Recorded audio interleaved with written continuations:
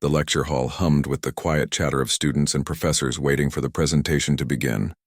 Dr. Tae-sung stood at the podium, his forearms adjusting the holographic display with practiced ease. His crystalline eyes reflected the lights of the station orbiting Nexus Prime, and his bluish skin glistened under the bright academic lights. He was one of the most respected xenobiologists in the galaxy, a Veltheran who had spent 40 years studying every species that walked, crawled, or floated through space. Today's lecture was titled, "The Myth of Human Exceptionalism in Galactic Taxonomy," and the hall was packed. Students from dozens of species filled the seats, their various forms creating a rainbow of colors and shapes. In the middle row sat Jiwoo, a human graduate student with dark hair pulled back in a simple tie. She looked small compared to the massive Crixians beside her, and unremarkable next to the glowing luminary across the aisle. She held a datapad and stylus ready to take notes. Tae-sung began his lecture with confidence. For the past century, humanity has spread across the stars with remarkable speed. They have established colonies, joined the Galactic Council, and integrated into our society. But there is a persistent belief, particularly among humans themselves, that they are somehow special. Today I will show you why this belief is scientifically unfounded. The holographic display showed a rotating image of a human body, with data streaming alongside it. Tae-sung gestured with two of his arms while the other two manipulated the controls. Let us examine the facts. Human muscle density is 40% lower than Veltheran standards. Their skeletal structure is fragile compared to Crixian exoskeletons. They possess only 2 arms, limiting their multitasking abilities. Their sensory organs are middling at best. He pulled up comparison charts. Humans cannot see in the dark like Nocturi. They cannot hear ultrasonic frequencies like my own species. Their sense of smell is laughable compared to carnivores. They are not particularly intelligent either, with brain capacity ranking in the middle third of all spacefaring species. Some students nodded and took notes. Others whispered to each other. Jiwoo simply watched and wrote, her expression neutral. Tae-sung continued, warming to his subject. Human lifespan is short, averaging only 90 standard years without enhancement. They require a narrow range of temperature and atmospheric conditions to survive. They are susceptible to thousands of diseases. They must consume food multiple times per day or they weaken. In every measurable category, humans are average or below average. He switched to historical data. So how did humanity expand so quickly? The answer is simple: luck and timing. They discovered faster-than-light travel by reverse engineering abandoned Archon technology. They found systems with habitable worlds that happened to be unclaimed. They scavenged, borrowed, and copied their way into space. A ripple of amusement went through the non-human students. Tae-sung allowed himself a small smile. There is no special human quality, no hidden advantage. They are simply another species that got lucky. I have personally scanned over 300 humans in the past decade. Every scan confirms the same thing. They are unremarkable mammals with standard metabolic processes. He displayed his scanning data, showing heart rates, brain activity, muscle response, and hormone levels from various humans in normal conditions. As you can see, nothing exceptional, nothing that would explain the mythology that has grown around them. In the back of the hall, Hae-in stood with her arms crossed. She was a security officer, assigned to the station's protection detail. Her uniform was simple and practical, and her face showed no emotion as she listened to the lecture. She had heard this kind of talk before. Tae-sung opened the floor for questions. Several students asked about specific human adaptations, which he dismissed one by one. Their bipedal stance was inefficient. Their opposable thumbs were not unique. Their social structures were common among intelligent species. Then Jiwoo raised her hand. Tae-sung nodded toward her. Yes, the human student. Do you have a question? Jiwoo stood, her voice calm and clear. Dr. Tae-sung, your scans are very thorough.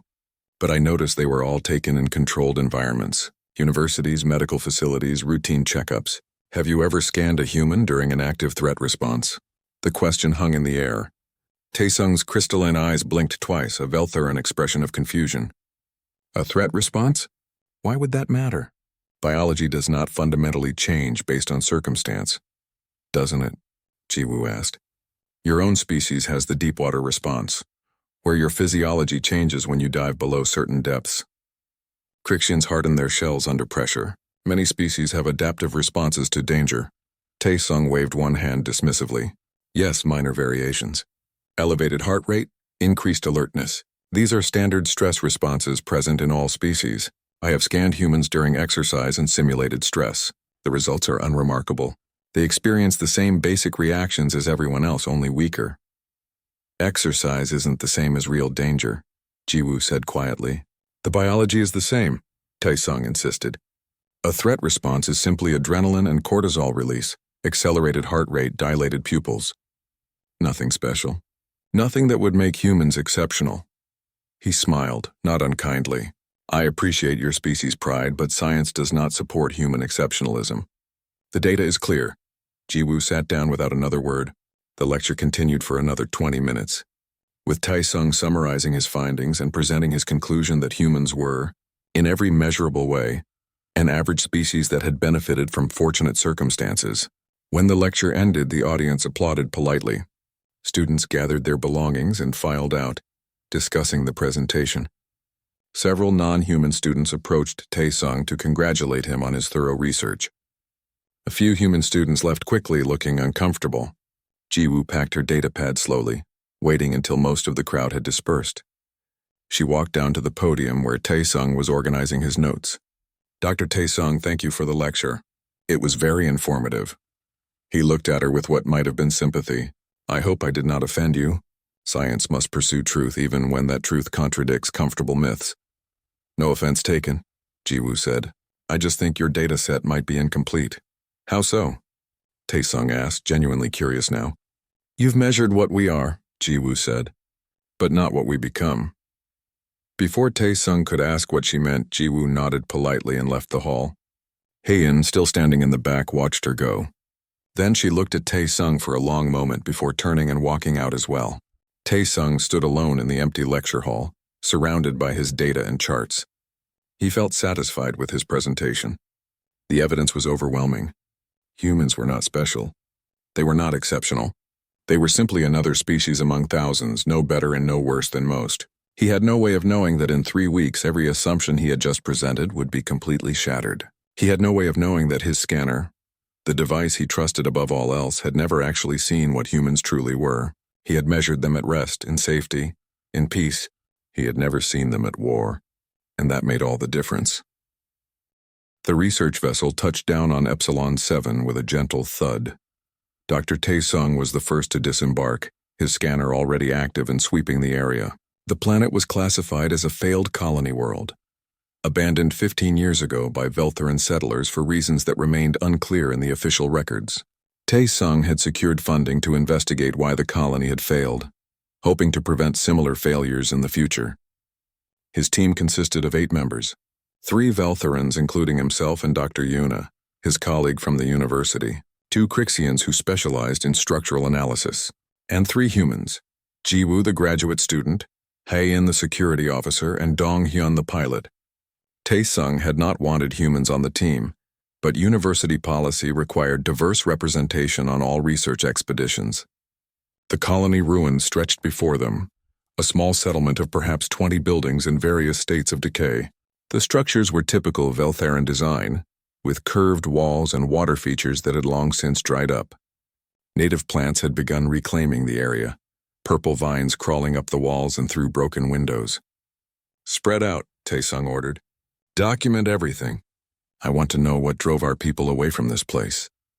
The team divided into pairs and began exploring. Taesung partnered with Dr. Yuna, while Jiwoo was assigned to follow them and take notes. Heian moved independently, her hand never far from the pulse weapon at her hip. Dong-hyun stayed with the ship, monitoring communications. As they moved through the settlement, Taesung kept up a running commentary. No signs of warfare, no damage from weapons or explosions. The structures are intact, just weathered. He paused at a dwelling and scanned inside. Personal belongings left behind. They left in a hurry. Why would they abandon everything? Dr. Yuna wondered aloud, her voice carrying the musical quality of their species. This colony had everything needed for success. Good water, fertile soil, stable climate. Jiwoo examined the doorway. The door is scratched. Deep gouges like something was trying to get in. Taesung barely glanced at it. Probably native wildlife. Nothing dangerous was reported in the original surveys, but animals can be territorial. He moved on, dismissing the observation. They worked through the morning, cataloging abandoned homes and empty storage facilities. Taesung continued making small comments about the inefficiency of human movement, how Jiwoo took longer routes between buildings, how Hae-in wasted energy on constant vigilance. Prey species instincts, he muttered to Dr. Yuna, always watching for threats that are not there. Around midday, they reached the central administration building. It was larger than the others, with a basement level that housed the colony's power systems and data archives. Taesung's scanner detected faint energy readings below ground. The backup systems might still have data, he said excitedly. Dr. Yuna, Jiwoo, come with me.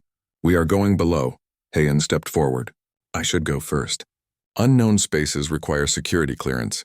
Taesung waved her off. Unnecessary. The colony has been dead for 15 years. There is nothing here but dust and old computers. Hae-in's eyes narrowed, but she did not argue. Instead, she followed close behind as they descended the stairs into darkness. Taesung activated his scanner's light function, illuminating the passage. The walls were covered in the same scratches Jiwoo had noticed earlier, only deeper and more numerous. The basement opened into a large chamber filled with old equipment. Taesung went straight to the data terminal and began accessing files. Dr. Yuna examined the power cores. Jiwoo stood near the entrance, looking at the walls with a troubled expression. Got it, Taesung announced. The final logs. Let me see what happened here. He pulled up the last entry, dated 15 years ago. The message was fragmentary, clearly written in panic. Sealed ourselves in admin building. They came from deeper than we dug. Nest was below the water table. Dozens of them, maybe hundreds. Requesting immediate evacuation. They are trying to break through the walls. The log ended abruptly. What came from below? Dr. Yuna asked, her voice suddenly nervous. What did they find? Taesung's scanner beeped. Then it beeped again, more urgently. He looked down at the readings and his crystalline eyes widened. Movement below us. Multiple large signatures. Biosigns indicate, no, it cannot be. What is it? Jiwoo asked, her voice calm despite the tension. Rippers, Taesung whispered. The scanner says rippers. But that is impossible. They are extinct in this sector. The floor trembled. Dust fell from the ceiling. And then they heard it. A chittering, clicking sound that came from somewhere deep below. It grew louder. And louder. Out, Hae-in said sharply. Everyone out now. They ran for the stairs. Behind them, the far wall of the basement exploded inward. A ripper burst through. Its 3-meter-tall body covered in black chitinous armor, its blade-like limbs dripping with acid. Then another appeared. And another. The team scrambled up the stairs and into the sunlight. Taesung's hands shook as he counted 3 rippers emerging from the building. Then he saw movement from other structures. The entire colony had been built over a massive nest. Hae-in grabbed her communicator. Donghyun, we have contact. Rippers, multiple hostiles. Get the ship ready for emergency extraction. The pilot's voice crackled back. Understood. How many? Hien looked around at the ruins as dozens of rippers poured into the streets. Too many. The other team members were running toward the ship, scattered across the colony grounds. The Crixians' hard shells gave them confidence, but Taesung saw a ripper's blade slice through one of them like paper. The other Crixian fell as acid sprayed across his carapace. Dr. Yuna grabbed Taesung's arm. We must run, now! But Taesung stumbled, his legs weak with fear. Feltherans were evolved from aquatic prey animals. Every instinct in his body screamed at him to hide, to freeze, to find water to escape into. His scanner fell from nerveless fingers, clattering on the ground but still recording. A ripper rushed toward them, its mandibles wide. Taesung knew he was going to die. He closed his eyes. Then Hae-in was there, moving between them and the creature. She did not run away. She moved forward. Taesung's eyes snapped open in disbelief. The human was advancing toward a ripper. Had she gone insane? But then Jiwoo was beside her, and they heard Donghyun's voice shouting as the ship's weapons came online. The 3 humans did not scatter. They did not flee. They formed a line, and as more rippers approached, that line held firm. Taesung picked up his scanner with shaking hands. The device was still recording, still analyzing, and what it showed him made no sense at all. The human bio readings were spiking in ways he had never seen before. Heart rates over 180 beats per minute. Adrenaline levels that should have caused cardiac arrest. neural activity patterns that looked nothing like his baseline human scans, and across his screen in bright red letters a warning he had never encountered. System Predator Override detected. Hei-In pulled a combat blade from her belt. Jiwoo grabbed a piece of broken metal from the ground. And as the Rippers closed in, the humans did not run. They attacked. Taesung could not look away from his scanner even as the sounds of battle raged around him. The data streaming across the screen defied everything he knew about human biology. He had studied them for years, scanned hundreds of them, published papers on their unremarkable physiology, but the readings before him now showed a completely different species. Hei-In's heart rate had stabilized at 180 beats per minute, a rate that should have left her gasping and weak. Instead, she moved with liquid precision, her combat blade finding gaps in the Ripper's armor with surgical accuracy. The scanner showed her pain receptors were suppressed by nearly 80%. She had been slashed across the arm by a Ripper blade, and while blood flowed from the wound, she did not even flinch. Jiwoo, the quiet graduate student who had sat in his lecture hall taking notes, was fighting with a piece of broken pipe. She swung it like she had trained for years, and Taesung's scanner showed why. Her visual cortex was processing information 3 times faster than normal. Her pupils had dilated to maximum, drawing in every photon of light. She was tracking multiple Rippers simultaneously, her brain calculating trajectories and threat levels in real time. "Yuna, get Taesung to the ship!" Hei-In shouted without looking back. Her eyes never left the Rippers advancing on their position. Dr. Yuna tried to pull Taesung away, but he resisted, his scanner still recording. "No, I need to see this. I need to understand." 2 more Rippers broke through from a collapsed building. Dong-Hyun appeared from behind the research vessel, carrying a plasma cutter normally used for hull repairs. He moved to flank the creatures, and Taesung noticed something remarkable. The 3 humans had not discussed tactics. They had not planned this formation. Yet they moved together like a single organism, each one instinctively knowing where the others would be. The scanner showed elevated activity in their mirror neurons and spatial awareness centers. They were reading each other's body language, predicting movements, coordinating without words. This was not training. This was something deeper, something biological. A Ripper lunged at Jiwoo from her blind side. She could not possibly have seen it. But she dropped and rolled, and the creature's blade passed through empty air. How had she known? Taesung checked the data. Her hearing had become acute enough to track the Ripper's movement by sound alone. She had heard the scrape of its limbs on stone and calculated its position without looking. Hei-In's communicator crackled. "Mirai here." "I see you have company. Heading your way." Moments later, a human engineer appeared running from one of the outlying buildings. Mirai had a toolkit in one hand and the emergency flare gun in the other. She was bleeding from a gash on her forehead, but her hands were steady as she assembled something from components in her kit. 45 seconds, she called out. "Keep them back for 45 seconds. The humans tightened their defensive formation around Taesung and Yuna. The Veltharans were useless in combat, their prey instincts leaving them paralyzed with fear. But the humans covered them, fighting with whatever weapons they could find. Taesung's scanner chimed with another alert. He looked down and saw something that made his blood run cold. The humans' hypothalamus and adrenal glands were working in perfect synchronization, flooding their systems with a cocktail of chemicals that should have been toxic. Adrenaline, cortisol, norepinephrine, dopamine, endorphins. The levels were all far beyond safe ranges. Any one of these chemicals in such quantities should have caused organ failure. But the humans were not failing. They were thriving. He watched Dong-Hyun take a direct hit from Ripper acid. It burned through his uniform and into his shoulder, and the scanner registered the pain signals firing through his nervous system. But Dong-Hyun's brain immediately suppressed them, rerouting neural pathways to keep his arm functional. He switched the plasma cutter to his other hand without missing a beat. "Time!" Mirai shouted. She threw her improvised device, a power cell with exposed wiring. It landed in the middle of a cluster of Rippers and exploded with a flash of blue light. The electromagnetic pulse did not kill them, but it scrambled their nervous systems, leaving them twitching and disoriented. "Move," Hei-In ordered. The group ran for the ship. More Rippers were emerging from the colony buildings, drawn by the noise and movement. Taesung's scanner showed over 60 distinct signatures now, and more appearing every moment. The nest was much larger than he had feared. They reached the ship's ramp. Sang-Woo, another security officer, was there providing cover fire with the ship's mounted pulse cannon. Get inside, he shouted. Dr. Yuna practically carried Tae-sung up the ramp. He clutched his scanner, unable to stop staring at the data. The humans followed, backing up the ramp while maintaining their defensive formation. Only when the last of them was inside did they turn and run. Seal it, Heian commanded. The ramp closed. Rippers slammed against the hull, their blades screeching against the metal. Dong-hyun was already in the pilot seat firing up the engines. 30 seconds to launch. Everyone strap in. Tae-sung found a seat and buckled himself in, his scanner still clutched in his hands.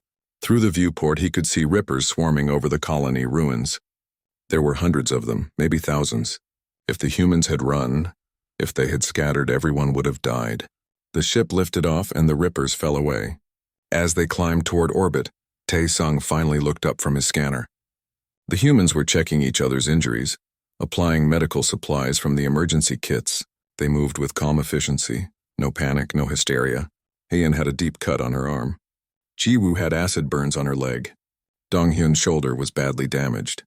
Mirai's head wound was bleeding freely, but they were treating each other's wounds before their own, prioritizing the group's survival over individual pain. Tae-sung's scanner showed their chemical levels slowly returning to normal. Heart rates dropping, adrenaline fading, pain receptors coming back online. As the danger passed, the humans were reverting to their baseline state. And now, only now, did they begin to show signs of the injuries they had sustained. Ji-woo winced as Heian cleaned the acid burn. Dong-hyun gritted his teeth as Mirai examined his shoulder. The pain that they had ignored during the fight was catching up to them now. How? Tae-sung whispered. How is this possible? Heian looked at him while wrapping a bandage around her arm. How is what possible, doctor? Your body chemistry, your neural patterns, your pain tolerance. The levels of stress hormones in your system should have killed you, but instead they made you stronger, faster, more coordinated. Heian finished tying off the bandage. You scanned us during the fight? Tae-sung held up his scanner, which had recorded everything. I did not mean to. The device was on when I dropped it. It recorded the entire battle, all of your biological data. Ji-woo sat down across from him, favoring her injured leg. And what did you find? Tae-sung looked at the data one more time, making sure he had not misread it. I found that I was wrong. About everything. You are not average. You are not unremarkable. You have a biological response system that I have never seen in any species. He turned the scanner so they could see the screen. My device calls it predator override. When you encounter a threat, your bodies change. Not just a little, completely. You become a different kind of creature. Heian glanced at the screen, then back at Tae-sung. We know, Doctor. Every human knows. It's how we survived on Earth before we reached the stars. We are not the strongest species. We are not the fastest. But when something threatens us, our bodies give us what we need to fight back. But you live like this all the time? Tae-sung asked, confused. With this system ready to activate? No, Ji-woo said quietly. We live normal lives. We study, we work, we raise families. The override only activates when we need it, when there is real danger. Tae-sung thought back to his lecture, to all his scans of humans in universities and medical facilities. I measured you in peacetime. You did, Heian confirmed. And I concluded you were average. We are average, Ji-woo said, until we are not.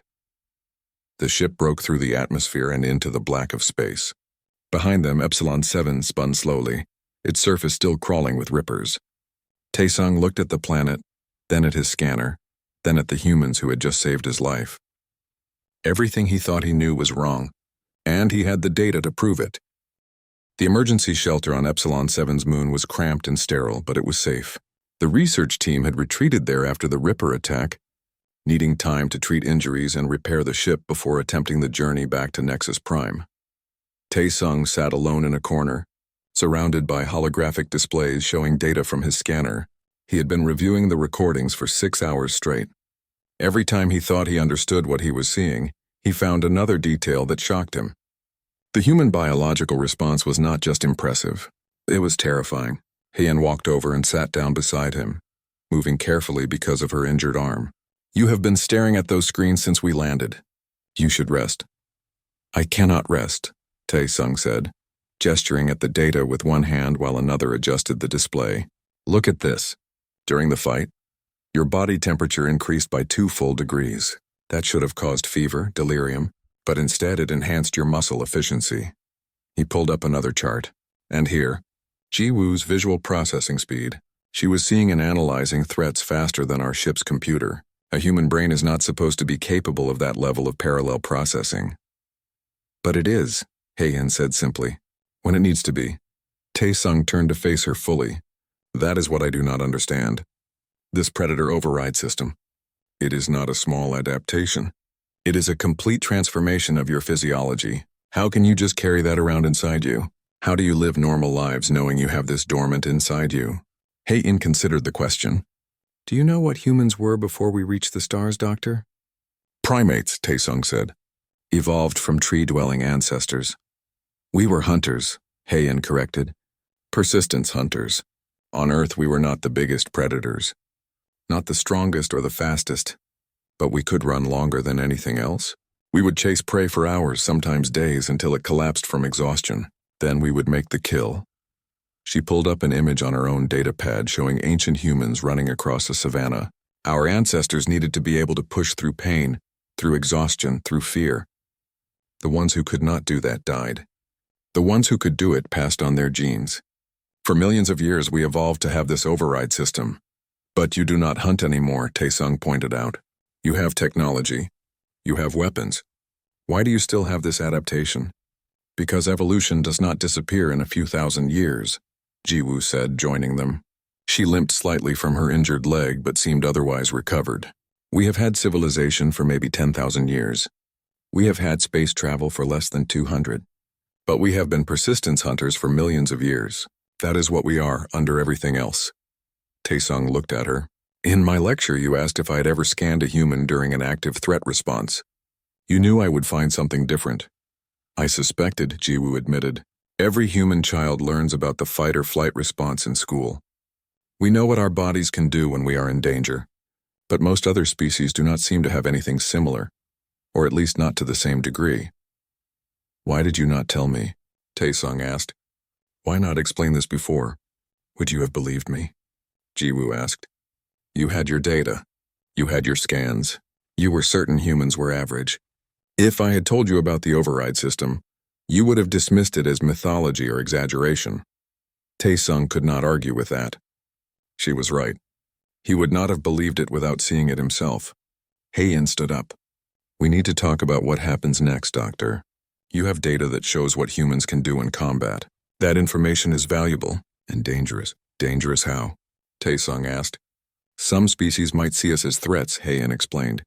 If they know we can transform into effective fighters at a moment's notice, they might fear us. Or they might want to use us as weapons. Tae-sung had not considered that. His scientific mind had been focused on understanding the phenomenon, not the political implications. What do you want me to do with the data? That is your choice, Heian said. But understand that whatever you publish will change how the galaxy sees humanity. Make sure you tell the whole story, not just the parts about us being dangerous. The next few days passed in a blur of medical treatment and ship repairs. The team worked together to patch the vessel's damaged systems and tend to their wounds. Tae-sung noticed that the humans healed faster than he expected. Their enhanced metabolism, designed to support the predator override, also accelerated their recovery. When they finally returned to Nexus Prime, Tae-sung went straight to Dr. Yuna's office. He needed to discuss his findings with someone he trusted before going public. Yuna listened to his explanation, watched the combat footage, and reviewed the scanner data. When he finished, she sat back in her chair, her crystalline eyes wide. This is remarkable, she said. And you are certain the data is accurate? The scanner did not malfunction? I have checked it 100 times, Tae-sung assured her. The readings are real. Humans have a biological combat mode that makes them exponentially more dangerous than they appear at rest. Yuna was quiet for a long moment. You realize this changes everything? Your entire lecture, your published papers, all your conclusions about human biology. They were all based on incomplete data. I know, Tae-sung said. I measured them in peacetime. I never saw what they become when threatened. What are you going to do? Tae-sung thought about Heian's warning, about the potential consequences of revealing this information. But he was a scientist. The truth mattered even when it was uncomfortable. I am going to publish, he said. But not just the combat data. I am going to explain the context. Humans are not violent by nature. They are not constantly dangerous. But they have the capacity to defend themselves in ways I did not understand. The galaxy needs to know the complete picture. Over the following weeks, word spread through the university about what had happened on Epsilon 7. The story grew with each retelling. Humans fighting off hundreds of rippers, impossible odds, miraculous survival. But Taesung made sure the official report stuck to the facts. He began writing his new paper titled Predator Override, Reassessing Human Threat Response Biology. He included all his scanner data, the combat footage, and interviews with the humans involved. But he also included context about human culture, their peaceful integration into galactic society, and the fact that the override only activated during genuine threats. Jiwoo helped him with the writing, explaining human perspectives that he would have missed. He reviewed the security implications and suggested ways to present the information that would not paint humans as a threat. Even Dong-hyun and Mirai contributed, describing what the override felt like from the inside. "It is not comfortable," Mirai explained during one interview. "Your heart races, your muscles burn, everything hurts. But the pain is distant, like it is happening to someone else. You can still feel it, but it does not control you. And when the danger passes," Taesung asked. "Then it all catches up at once," Dong-hyun said, rubbing his still healing shoulder. "The adrenaline fades, the pain comes back, and you realize how tired you are. Sometimes you shake for hours afterward. It takes a toll." Taesung included all of this in his paper. The power of the Predator override, yes, but also the cost. Humans were not invincible. They paid a price for their survival. When he finally submitted the paper for publication, Dr. Yuna was the first to review it. She read it twice, then nodded her approval. "This is good work, Taesung. Honest and thorough. I think the galaxy will benefit from understanding humans better." "I hope you are right," Taesung said. "I have been wrong about them for so long. It is time for the truth." The paper was scheduled for publication in the next cycle of the Galactic Journal of Xenobiology. Taesung knew it would generate controversy, discussion, maybe even fear. But it would also generate understanding. And that, he had learned, was worth any amount of controversy. 6 months after the Epsilon 7 incident, Dr. Taesung stood in front of a different audience in a different lecture hall. This time the room was packed beyond capacity, with attendees from across the galaxy. News of his paper had spread quickly, and everyone wanted to hear the xenobiologist who had changed his mind about humanity. The title of today's lecture was simple: What I Got Wrong About Humans. Taesung began without preamble. 6 months ago, I stood in a lecture hall much like this one and told you that humans were average in every measurable way. I presented data showing their physical limitations, their unremarkable biology, their lack of exceptional traits. I was thorough. I was confident, and I was completely wrong, the audience murmured. Taesung pulled up the footage from Epsilon 7, showing the Ripper attack and the human response. He let it play for 30 seconds before pausing. I was wrong because I measured humans by what they are at rest. I should have measured them by what they become when tested. He displayed his scanner data side by side with the video. This is what human biology looks like during an active threat response, what they call the Predator override. He walked through the data point by point: heart rates that would kill most species, pain suppression that allowed them to fight through injuries, enhanced sensory processing, coordinated pack tactics, chemical cocktails that transform them from peaceful civilians into effective fighters. But here is what is most remarkable, Taesung said, pulling up new data he had gathered over the past months. This is not a rare mutation. This is not limited to trained soldiers. Every human has this capacity. Children, elders, civilians, it is part of their base biology. A Crixian professor raised a claw. Is this not dangerous? Should we not be concerned about a species that can transform into predators at will? At will? Taesung shook his head. No, the override is not voluntary. It activates in response to genuine threats, and it comes with significant costs. I have interviewed dozens of humans who have experienced it. They describe exhaustion, pain, and sometimes psychological trauma afterward. It is not something they choose to do for fun or advantage. He pulled up testimonials from human subjects. Listen to what they say. A mother who activated the override when her child was in danger described it as, The worst and best moment of my life. A merchant who fought off pirates said he did not remember most of it. Just feelings and blurs. A rescue worker who pulled people from a burning building said she could not move for 2 days afterward. Jiwoo was sitting in the front row, nodding as Tae-sung spoke. She had become his research partner, helping him understand human culture and biology in ways his scans never could. Tae-sung continued his lecture, showing new findings from his expanded research. He had visited Earth and several human colonies, scanning volunteers in various situations. He had studied human athletes and found that they showed micro-activations of the override during intense competition.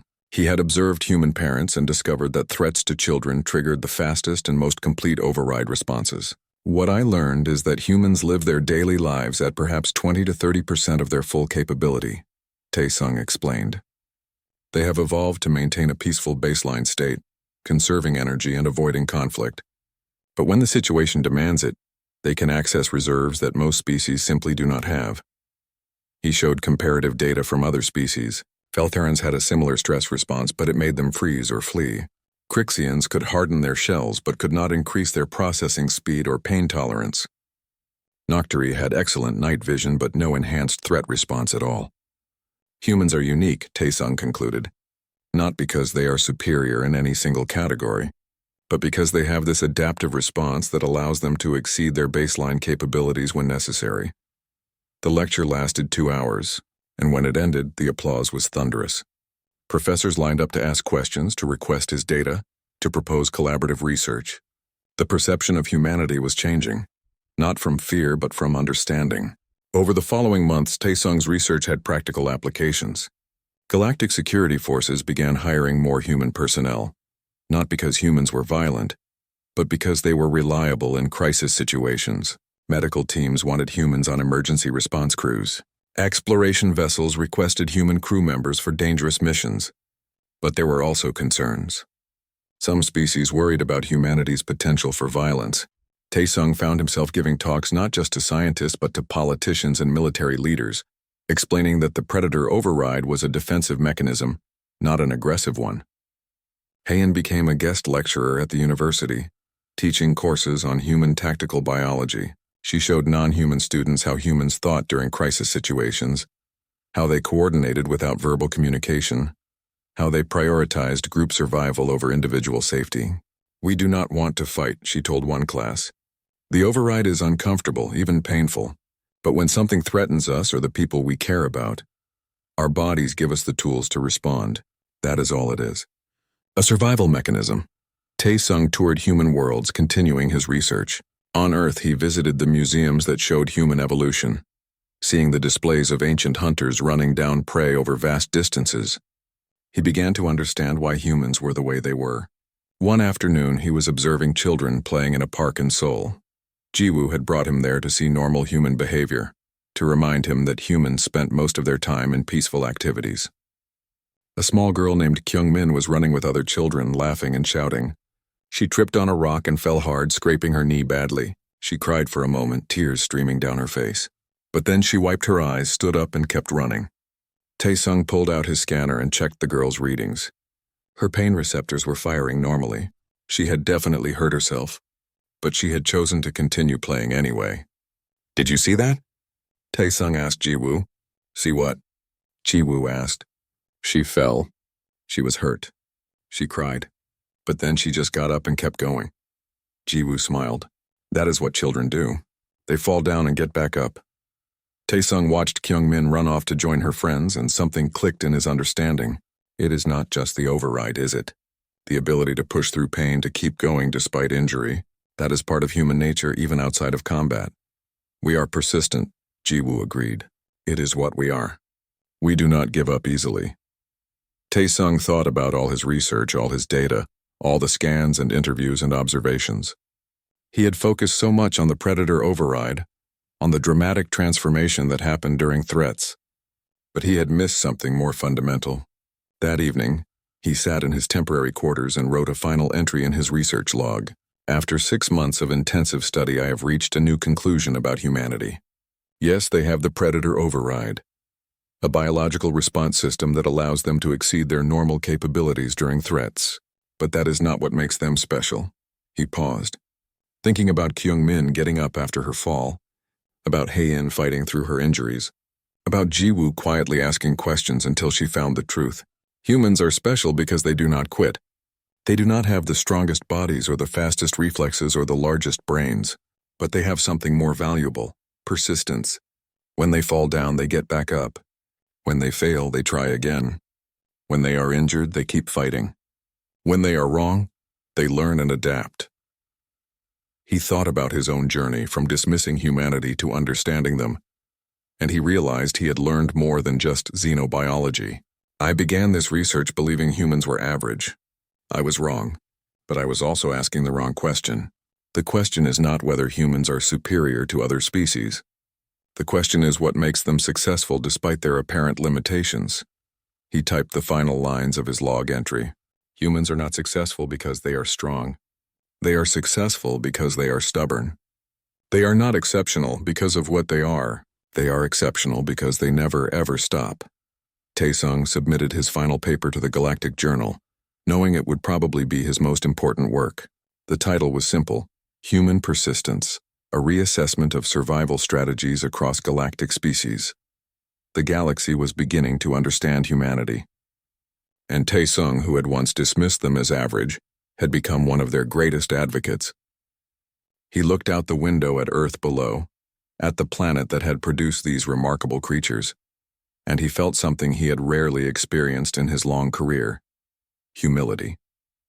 The data did not lie, and the data said that humans were anything but average.